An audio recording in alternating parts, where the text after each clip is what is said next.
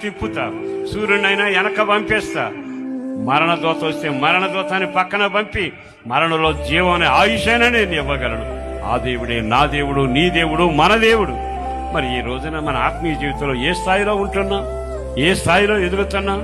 ఇకనైనా ఒక యవ్వనస్తుడు ఆ దేశ శాపాన్ని విడుదల చేసేటి ఎంత ప్రయాసపడ్డాడో ఒకసారి ఆగి ఆలకిస్తే నీ కుటుంబంలో కన్నీళ్లున్నాయి, శాపం ఉంది, నష్టాలున్నాయి, కొన్ని ఇబ్బందులు ఉన్నాయి, తగ్గని రోగాలున్నాయి, జరగని పనులున్నాయి, అస్తవ్యస్తమైన బ్రతుకుంది, పరువు పూస్తే పోయింది, ఇటు చూసినా నెమ్మది లేని పరిస్థితిలో ఉంది.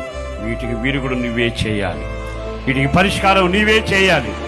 నేనున్నానయ్యా, హిజ్కియాలాగా మోకాళ్ళ మీదకి వస్తాను, హిజ్కియాలాగా తలుపులు తెరుస్తాను, హిజ్కియాలాగా ప్రజలేమనుకున్న సంపూర్ణ నీతి కార్యాలు చేస్తాను అనగలవా?